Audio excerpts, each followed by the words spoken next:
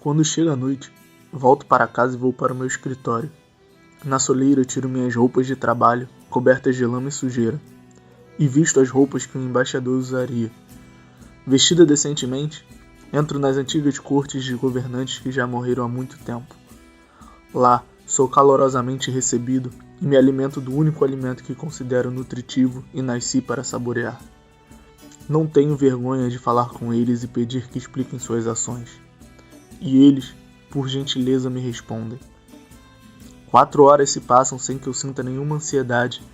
Eu esqueço todas as preocupações. Não tenho mais medo da pobreza ou da morte. Eu vivo inteiramente por meio deles. Saudações, confrades, eu sou o Falcos e seja bem-vindo ao segundo episódio do projeto Fúria et Patia. Esse meu podcast que não tem o menor compromisso com o tema, mas sempre que possível eu vou trazer algum insight de psicologia porque é a minha área de estudo. Antes da gente ir pro episódio, tem alguns avisos que eu quero dar. É rapidão, sem nenhum problema, não se esqueça de se inscrever também aqui no canal. A primeira coisa que eu quero dizer é, no episódio passado eu falei que eu não queria ter um compromisso de estar sempre postando isso, mas eu quero manter uma regularidade.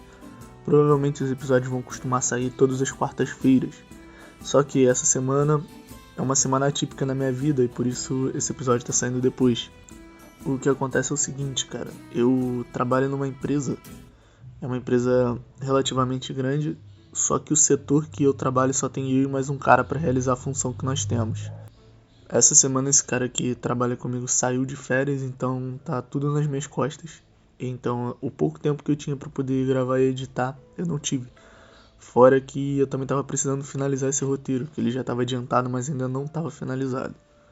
Dizendo isso, eu já adianto que talvez semana que vem também tenha atraso ou talvez nem saia algum episódio.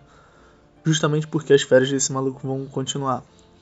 Elas acabam na quinta-feira que vem, se eu não me engano. Então, depois disso, talvez eu possa ter mais tranquilidade para poder ter uma frequência maior de postagem. São esses os breves recados. Qualquer coisa eu volto no final com mais alguma coisa que eu lembre durante o caminho. Mas enfim, vamos dar prosseguimento ao episódio de hoje então. O episódio de hoje, apesar de biográfico, eu gostaria de antes trazer um pouco uma reflexão que eu estava tendo, principalmente o que me motivou a falar sobre isso aqui. Causou-me uma certa preocupação em pensar em falar sobre Maquiavel, porque é um tema que ele tem muitos problemas de compreensão, sabe? Mas foi justamente isso que me motivou a estar falando disso. A natureza, de certa forma, ela é progressista.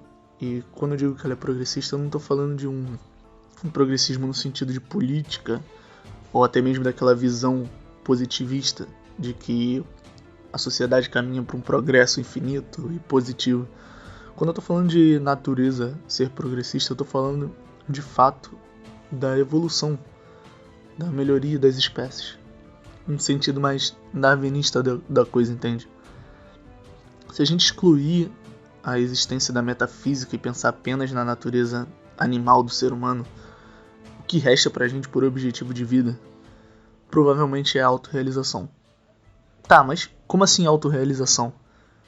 As ações do ser humano, elas são resultados do que a gente chama de pulsão. Impulsos quase que instintivos e muitas vezes inconscientes. Quando um desses impulsos é cumprido, ele é realizado, seja ele um impulso consciente ou inconsciente, o nosso organismo tende a nos recompensar liberando hormônios associados ao prazer. O inconsciente em si possui 2 grandes aspectos. O que nós chamamos de inconsciente pessoal é aquele inconsciente que é subjetivo, ele pertence a cada uma das pessoas, ele é um resultado das nossas experiências de vida. Porém, existe um outro inconsciente que muitos não sabem nem que existe, que é o inconsciente coletivo. O inconsciente coletivo ele é um conjunto de imagens primitivas que, de alguma forma que nós não sabemos explicar, nos foi passada por nossos ancestrais. Mesmo que a gente não saiba como explicar o funcionamento desse mecanismo, ainda assim a gente pode provar a existência dele. Veja, por exemplo, as grandes religiões do passado. Vocês repararem bem, As figuras centrais da maioria dessas religiões estão associadas a uma ideia de Deus solar. No Egito, a gente tem o culto principal dedicado ao deus Ra, Deus solar com a cabeça de falcão. Posteriormente, o Egito passa por uma fase monolátrica.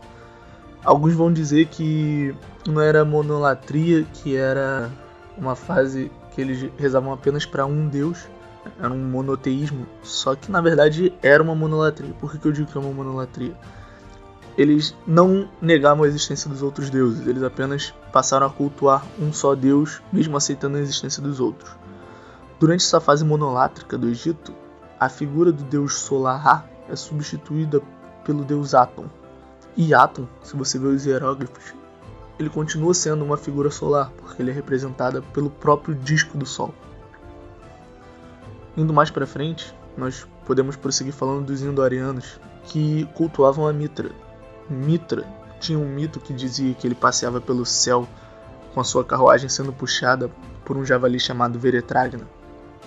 E esse mito, ele claramente está associando ao Sol. Quando Mitra passeia pelo céu, ele afasta de nós as trevas. Ou seja, é o Sol andando pelo céu e afastando a escuridão e tudo aquilo que é medo e ignorância. E embora Mitra ele não fosse o senhor das divindades indo-arianas, na verdade o grande senhor era o seu pai Ahura Mazda, o culto de Mitra era provavelmente o mais importante. Tão importante ao ponto que mesmo com a queda da religião indo-ariana, ele continuou sendo cultuado pelos romanos numa religião chamada de mitraísmo. Falando em romanos, os próprios romanos tinham uma de suas festas mais importantes no culto ao deus Sol Invicto, que era uma festa que iniciava no dia 17 de dezembro e tinha seu ápice no dia 25 de dezembro, que dada a sua grande importância veio a ser apropriada pelos cristãos, se tornando o Natal.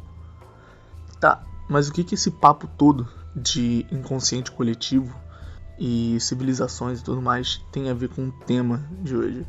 Acontece que o sistema político atual ele é extremamente eficiente em abusar do nosso inconsciente coletivo e do nosso mecanismo de recompensa.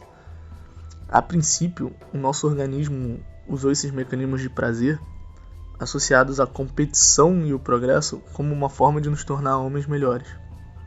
Porém, aqueles que controlam o mundo souberam implantar ideias no inconsciente coletivo, de forma que eles conseguiram transformar esse método do nosso organismo de trabalhar em um sistema econômico muito eficiente e nos tornar cada vez mais dependente dele. A competição nos vicia, a sensação de progredir na vida nos vicia, a disputa pelo capital nos vicia. E era isso que eu pensava quando eu decidi falar sobre Maquiavel. Eu não posso me declarar um maquiavelista no sentido de alguém que conheceu as obras de Maquiavel e buscou replicar o seu pensamento. Eu passei por um processo inverso. A minha experiência de vida me levou a ter uma visão política similar à de Maquiavel. E de uma forma independente, eu comecei a ler as suas obras e perceber semelhanças no que eu acreditava e no que ele dizia. Diferentemente do que o senso comum propaga, Maquiavel ele não era alguém que defendia um governo de um tirano e que faz tudo para conservar o poder. Na verdade, ele era um republicano e um cara muito convicto em ser um realista. As obras de Maquiavel, elas não são um guia sobre como ser um tirano ou sobre como tomar o poder em si. O que Maquiavel, na verdade, está fazendo é um relato do que ele pôde vir enquanto o período que ele trabalhou como secretário da alta sociedade italiana na época. Se engana o ouvinte que pensa que eu sou um socialista por causa do meio acadêmico que eu estou inserido, e também se engana o que pensa que eu sou alguém que ferrenhamente defende a direita ou que luta com sua vida pela restauração do tradicionalismo, devido ao meu apreço pela tradição ocidental. No que diz respeito à política, eu sou um realista. E sendo um realista, eu reconheço que a gente está trancado em um sistema que soube nos prender em um ciclo dificilmente sem volta. Portanto, eu sou como Maquiavel. Eu observo esse jogo de longe, a fim de não ser um ignorante, e sim jogar o jogo dos grandes homens do mundo às escuras, sem que eles percebam que eu estou lá. Sem mais delongas, então, vamos falar um pouco da vida de Maquiavel. Maquiavel nasceu em 3 de maio de 1469 em Florença, na Itália. durante o período que a gente chama de Renascimento. Florença e Fiorentina é a mesma coisa. Então, às vezes, vocês vão ver eu usar os dois termos aqui, tá? Tenham em mente que é a mesma coisa, é só um jeito diferente de falar. Maquiavel foi poeta, diplomata, músico, historiador e principalmente um filósofo político. Seus escritos eram mais focados em descrever como era o Estado, seus líderes e as relações de poder através da observação e consulta de fontes históricas. Isso fazia com que ele fosse na contramão da maioria dos escritores da época. Esses caras, muito influenciados pelos gregos, já que o Renascimento trazia um pouco dessa cultura greco-romana de volta, quando costumavam escrever sobre política, eles escreviam sobre um ponto de vista idealizado. Eles não tratavam da realidade política da época, e sim, eles gostavam de escrever como seria o Estado perfeito, como seria o governante perfeito. Diferentemente do que o senso comum acredita, Maquiavel não era uma pessoa de moralidade inclinada ao mal. Ele era, na verdade, muitas vezes mal interpretado. Maquiavel, inclusive, era um grande defensor de virtudes. Ele acreditava que um bom líder era alguém carismático, que sabia ouvir, que cuidava do seu povo. Mesmo que a pessoa não fosse assim de verdade, ele defendia que era importante manter pelo menos essas aparências para ser um bom governante. Quando Maquiavel escreve essas obras, na verdade ele está escrevendo sobre os jogos dos governantes e os artifícios mais sujos que eles usavam pela manutenção do poder, que eram fatos políticos que muitos até hoje tentam negar que existem. Ele tinha uma visão muito realista de mundo, o que às vezes levava ele a entrar em conflito até com os posicionamentos da igreja, porque quando se trata de política, a igreja ela tem uma visão menos realista e mais moralista. Porém, nesse momento, antes de avançar muito na história de Maquiavel, eu quero tirar um pouco o foco dele e falar sobre a Itália na época. Por que isso? Maquiavel ele vai se mostrar nas suas obras muito preocupado com a frágil unidade nacional italiana. E isso vai se refletir no futuro. Então é importante agora dar uma explicada mais ou menos como funcionava a Itália no Renascimento. Com a queda do Império Romano do Ocidente, a região da Itália ela vai passar por diversas mãos, mas a princípio ela fica com os ostrogodos. O principal cara dos ostrogodos na época era o rei chamado Teodorico. Esse governo ostrogodo de Teodorico a gente pode dizer que era um governo fantoche, no sentido de que ele logo fez um tratado com o Império Bizantino que, apesar dele ser um comandante da região, a Itália ela ficaria submetida às leis e aos costumes bizantinos. Teodorico ele morre e por causa da morte dele um verdadeiro caos sucessório é introduzido na região.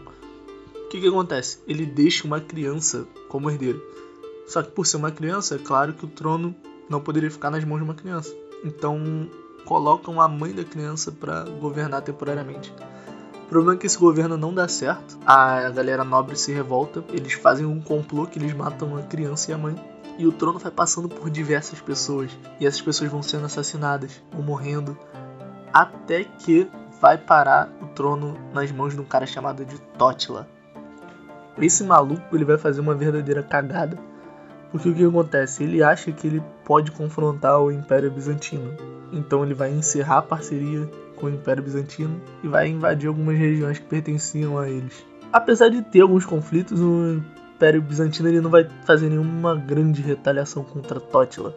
O problema é que sem o apoio do Império Bizantino, a região da Itália ela foi afundada numa verdadeira decadência e, cara, num estado deplorável de decadência, as portas para a invasão dos lombardos foram abertas. Os lombardos invadiram e conquistaram a parte da Itália. Os lombardos eram um grande problema para a Igreja Católica. O que acontecia? Os lombardos eles eram arianos. E com arianos, eu vou fazer um parênteses aqui agora, eu não estou falando do sentido antropológico de ariano, ou seja, eu não estou falando dos povos proto-indo-europeus. Quando eu falo que os lombardos são arianos, eu estou falando do movimento religioso. Existia um movimento religioso chamado arianos, que foi um movimento que surgiu através de um bispo chamado Ário, que era basicamente uma heresia que negava a divindade de Jesus Cristo. Eles acreditavam que existia Deus, que existia Jesus, que Jesus era um instrumento de Deus, mas não era divino. E com isso, esses caras eles não respeitavam a autoridade do Papa. Então, o norte da Itália, que estava sendo conquistado já por eles, começou a invadir, eles começaram a pegar mais territórios próximos da Itália Central, que eram os territórios dominados pelo Papa. Na época, o Papa era Leão III, e então ele vai pedir ajuda a Carlos Magno. É através dessa ajuda que Carlos Magno consegue conquistar o norte da Itália, e em troca o Papa coroa ele como imperador do Sacro Império Romano Germânico. Então a Itália, nesse momento, ela passa a ficar dividida entre 3 poderes. O norte estava nas mãos do Sacro Império Romano Germânico, o qual o Papa achava que não ia ter nenhum problema. A região central pertencia ao Papa e veio a ser conhecida como Estados Papais. E o sul da Itália estava numa grande disputa entre o próprio Sacro Império Romano Germânico e os árabes que estavam tentando invadir a região. O problema é o seguinte: nos anos posteriores tem uma mudança no papado e no império e passa a ter um conflito entre ambas as partes. Esse conflito ele viria a se tornar inclusive um conflito armado posteriormente, só que antes, nesse momento que a gente está falando, ele fica só numa disputa velada, meio que quase que uma guerra fria, o que leva as duas forças a ficarem enfraquecidas na região. E com isso, a Itália é lançada num verdadeiro momento de anarquia, a gente pode dizer assim. O Sacro Império Romano Germânico ele tinha instituído na Itália um reino, que ele chamou de Reino Itálico, e tinha de fato uma coroa e uma liderança. Só que isso não valia de nada, já que o local estava esquecido por causa desses conflitos, e as verdadeiras famílias nobres da Itália ascenderam ao poder e começaram a usar o seu poder e a sua influência, principalmente por causa do comércio, para poder disputar o controle das regiões. As cidades então se tornaram, entre aspas, independentes e viraram verdadeiras cidades-estado. Os nobres usavam seu poder econômico para contratar condottieri. Os condottieri eram tipo chefes de exércitos mercenários e eles atuavam por contrato, trabalhavam para as cidades e quem pagasse mais eles estavam lá. Ao mesmo tempo, o norte da Itália estava prosperando muito por causa desse comando das famílias burguesas, podemos dizer assim.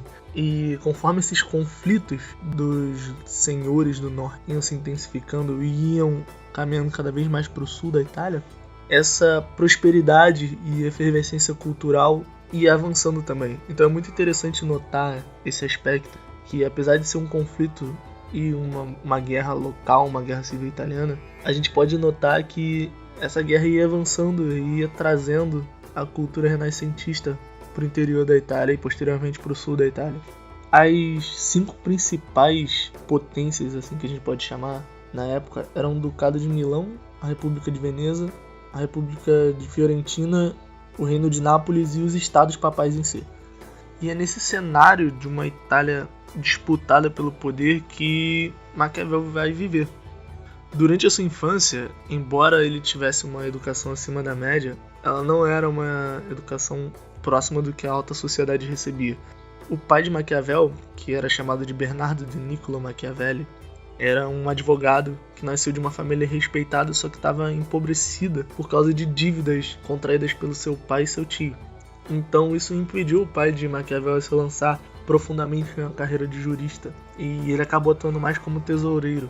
E dentro dos recursos que ele tinha, ele pagou a melhor educação possível para Maquiavel. Então, durante a infância, Maquiavel vai estudar gramática, retórica, latim, grego, matemática, ao ponto que aos 25 anos ele é mandado para trabalhar como o próprio tio, como auxiliar de chancelaria. Esse trabalho ele vai ser importante porque é através dele que Maquiavel ele vai ganhar o cargo de chanceler na segunda chancelaria. Em Florença tinham 2 chancelarias, e essas chancelarias elas respondiam ao que a gente chama de senhoria. Por quê? O governo florentino ele não era dominado por um cara na época.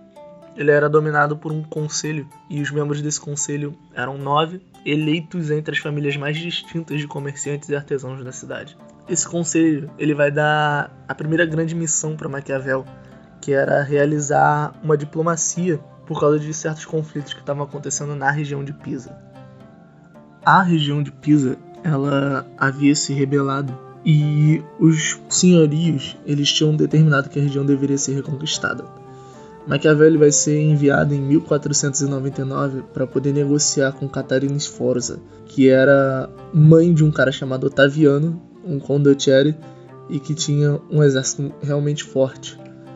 Só que o problema é que o governo de Florença ele tinha negociado anteriormente o contrato com Otaviano por 15 mil ducados. Apesar do exército de Otaviano ser um exército forte e bem armado, Otaviano era um péssimo líder militar, era um cara horroroso. Com isso, o valor de 15 mil ducados era um valor muito acima do justo a ser pago. Então a missão de Maquiavel era conseguir renovar esse contrato, abaixando o valor. Além disso, ele tinha que conseguir também tropas e munição para poder fazer esse ataque a Pisa. E de fato Maquiavel, com suas habilidades retóricas, consegue fazer essa renovação de contrato. Apesar do seu sucesso, a batalha contra Pisa ela vai ser um fracasso. A República de Fiorentina ela tinha como principal aliado o rei Luís XII da França. Luís XII ele vai enviar um exército mercenário para o local, que era um exército extremamente mal treinado e indisciplinado, que não tinha interesse nenhum pela batalha. Com isso, vai ter uma verdadeira derrota bizarra para a região de Pisa. Era uma derrota que era praticamente impossível de acontecer. Maquiavel, posteriormente, ele vai começar a fazer diversos trabalhos para outras pessoas de outras regiões, até que vai ter o ponto que vai ser a virada de chave para ele poder escrever O Príncipe. Entre 1502 e 1503, Maquiavel vai ter a oportunidade de acompanhar de perto a campanha militar de César Borgia. César Borgia, para quem não sabe, era o filho do Papa Alexandre VI, que talvez seja o Papa mais controverso da história. Isso a gente pode até abordar em um outro dia, porque nessa época, ser um Papa não tinha nenhuma ligação com uma virtude da Igreja. Ser Papa era uma questão política e muitas famílias usavam de poder e influência para poder conquistar o papado. César Borgia, como filho de Alexandre VI, ele foi contratado para ser o próprio condottiere da Igreja, com a missão de poder conquistar mais territórios na Itália Central e com isso expandir os estados papais. Essa campanha ela vai ser muito bem sucedida e em dado momento César Borgia ele vai conseguir conquistar Florença e ele vai colocar um de seus aliados no poder. Esse aliado era um cara chamado de Francisco Soderini. Francisco Soderini ele coloca Maquiavel na posição de ser seu secretário particular. Então é nesse sentido que Maquiavel ele vai se aproximar da família Borgia. Em dado momento, César Borgia ele vai seguindo com a sua campanha, ele vai conquistar uma região chamada Città di Castello e Bologna. Com a conquista dessa região ele vai colocar 3 de seus condottieres subordinados para liderar esses locais. O problema é que César Borgia ele era um líder extremamente temido. Ele era um cara temido no campo de batalha, ele era extremamente impiedoso com seus inimigos, um cara cruel e ao mesmo tempo amado pelo povo da região que ele conquistava. Esses 3 condottieres que ele coloca no poder, por medo decidem armar um complô contra César Borgia e eles se aproximam de Florença e tentam negociar um complô juntamente com Soderini. Soderini não aceita e Borgia, enquanto estava fazendo sua campanha, ele vai precisar pedir ajuda da região de Florença para poder enviar reforços. E quando ele envia um representante para poder buscar essa ajuda, Florença também envia de volta Maquiavel para poder justamente explicar a situação da traição que estava acontecendo. Sabendo da existência dessa traição, César Borgia então ele arma um plano para poder capturar esses 3 traidores. Os caras não faziam ideia de que César Borgia estava por dentro dessa história toda. E daí ele convida os caras para jantar em sua casa. E quando eles chegam lá, os 3 são capturados e depois executados. A campanha de César Borgia foi uma campanha muito bem sucedida. Porém, em dado momento, seu pai, o Papa Alexandre VI, vai morrer. E ironicamente, o cara que assume o trono de Pedro é o Papa Júlio II, que era o principal adversário político dos Borgias. Júlio II ele não foi o Papa mais virtuoso de todos. Porém, se comparado ao Papa Alexandre VI, ele era praticamente um santo. Falando rapidamente sobre ele, a sua história de vida é um pouco parecida com a de Maquiavel, no sentido que ele vinha de uma família nobre que estava empobrecida por causa de dívidas. Ele vai se tornar um membro da Ordem dos Franciscanos e seu tio, que era papa, ele vai conseguir transformá-lo em um bispo. Então, nessa situação a gente vê que tava rolando nepotismo puro ali.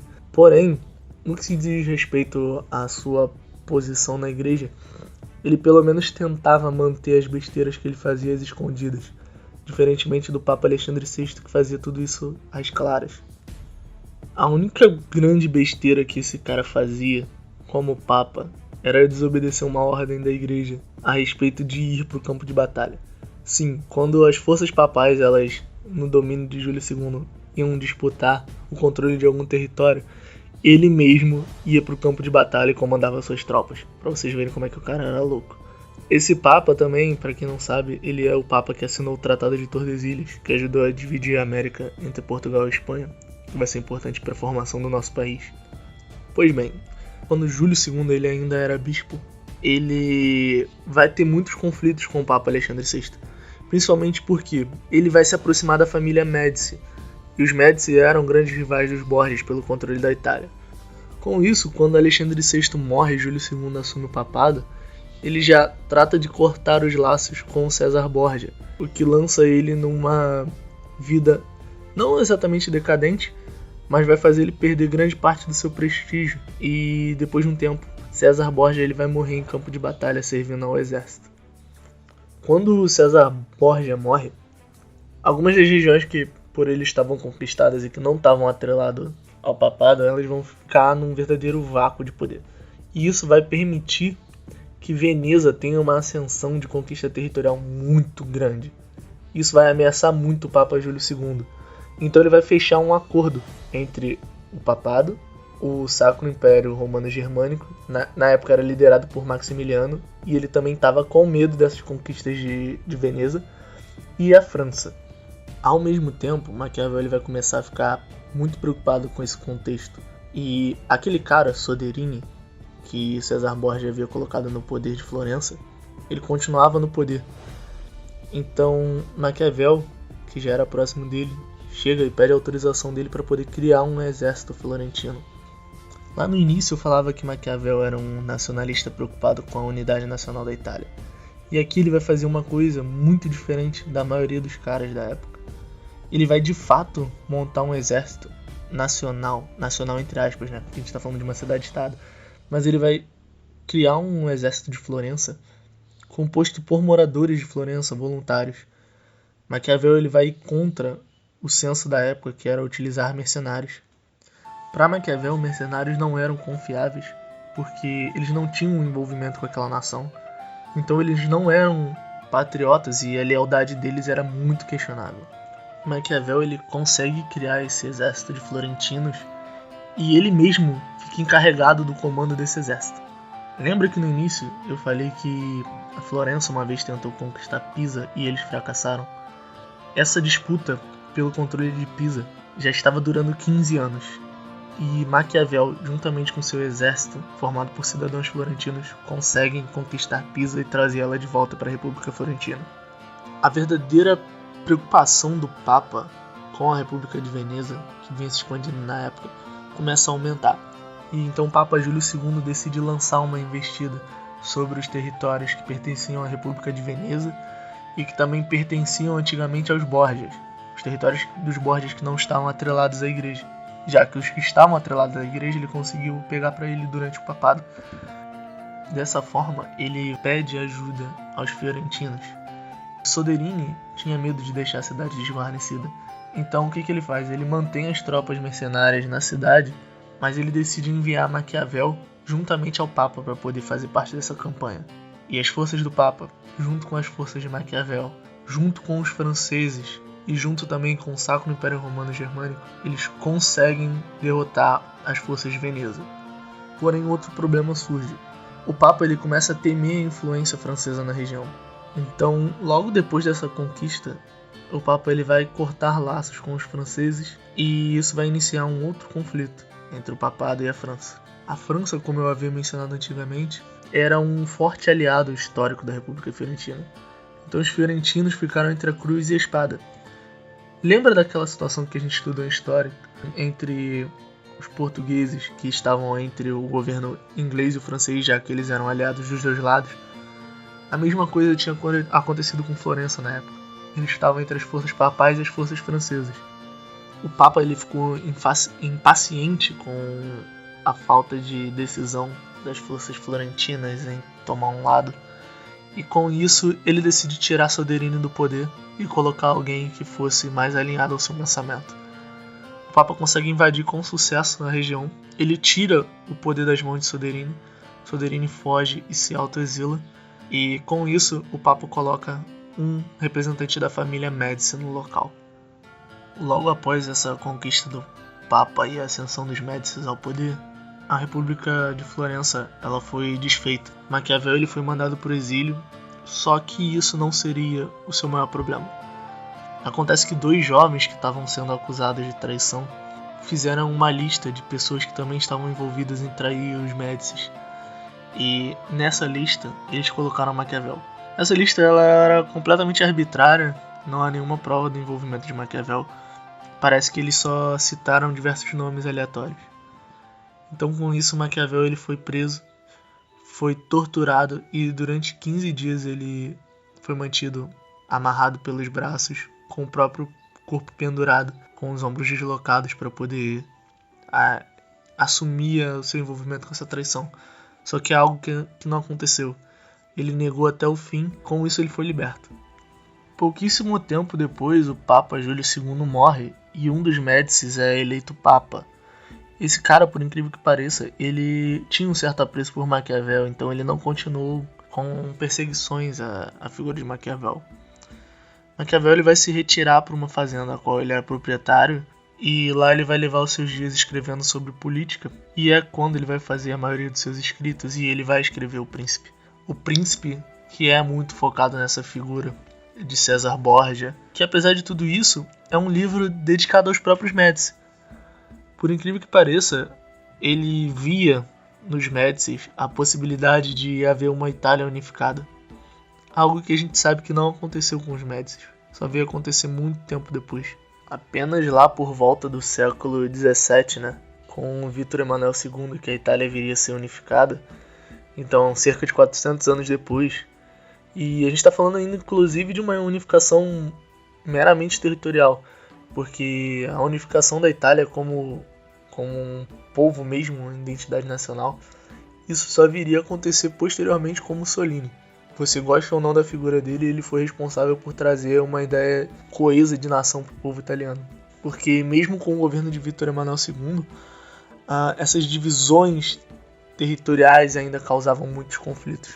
Mesmo não tendo visto essa unificação territorial da Itália, Maquiavel tinha esse sonho, e ele viveu esse sonho. E os seus escritos foram com a intenção de mostrar que, apesar de serem meio perigosos e escusos, um grande líder poderia ser alguém capaz de unificar a Itália. Maquiavel não concordava de fato com tudo aquilo que ele escreveu, ele não concordava com os métodos de César Borgia. Porém, ao mesmo tempo, ele reconhecia que para que a Itália fosse unida, e que até mesmo que fosse formada uma república italiana, como era o sonho dele, era necessário que alguém de trato e de poder pudesse conquistar territórios, porque essa era a situação que a Itália vivia. Em sua própria obra principal, O Príncipe, Maquiavel diz que sim, de fato a tirania é um meio que alguém pode conseguir para poder conquistar o poder. Mas a tirania também é um meio muito frágil de se manter o poder. A tirania ela permite com que o povo se revolte contra o seu líder. Então, mais importante do que um tirano no poder é a existência de um líder carismático que consiga ser fiel ao seu povo, um líder que consiga ser uma pessoa boa, nem que seja somente nas aparências, mas é importante que pelo menos a visão do povo quanto a essa pessoa seja uma visão de que essa pessoa é uma pessoa boa e que está lutando pelo bem-estar social. E com bem-estar social estou querendo dizer o bem-estar da nação, não uma visão socialista escrota dessas coisas. O período final da vida de Maquiavel, ele vai escrever diversas obras de teatro e outros tratados. E embora ele não tivesse mais espaço para a vida política italiana, ele tinha o grande sonho de continuar se envolvendo com a vida política da Itália. Maquiavel vai morrer no dia 21 de junho de 1527, aos 58 anos de idade, após receber a extrema unção. Ele foi sepultado na igreja de Santa Croce, em Florença, e o seu epitáfio está escrito uma homenagem em latim. Tanto nomine nullum para elogium. Um nome tão grande não tem nenhum elogio adequado. Com esse episódio eu não estou querendo de nenhuma forma ter a pretensão de mudar esse paradigma que as pessoas têm a respeito de Maquiavel. Você dizer que é uma pessoa que gosta de Maquiavel Você se declarar até mesmo como um maquiavélico vai continuar sendo algo extremamente mal visto pela sociedade. Não sou eu, não é você, não é ninguém que vai conseguir mudar isso. Isso é algo que já está há tanto tempo incutido na nossa história, que é uma vitória para aqueles que foram inimigos de Maquiavel em vida e que fizeram propaganda após a sua morte. A única coisa que eu pretendo fazer aqui é justamente trazer a verdade. Mostrar que as coisas elas não são tão preto no branco como a gente acaba falando e vendo. A obra de Maquiavel, ela possui muitos grandes valores que podem ser aprendidos por um grande homem. Do meu ponto de vista, existem 3 livros que são essenciais para todo homem ler. O primeiro deles é A Arte da Guerra, de Sun Tzu. O segundo livro é o Livro dos 5 Anéis, de Miyamoto Musashi. E o terceiro é O Príncipe de Maquiavel.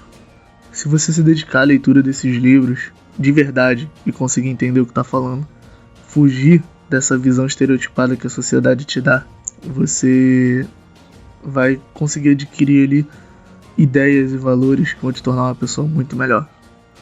Com isso eu vou encerrando o episódio de hoje e eu quero deixar com vocês essa reflexão a respeito de que você às vezes pode ser uma pessoa grandiosa e que você vai poder ser odiado por uns, amado por outros.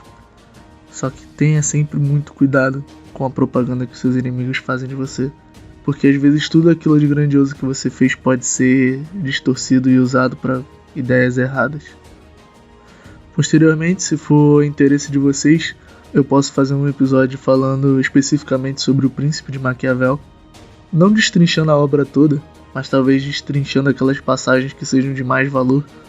Eu peço também que vocês não se esqueçam de se inscrever aqui no canal, deixem comentários com sugestões dos próximos temas que a gente pode abordar e que, acima de tudo, mantenham-se fiéis aos seus valores e aos seus sonhos.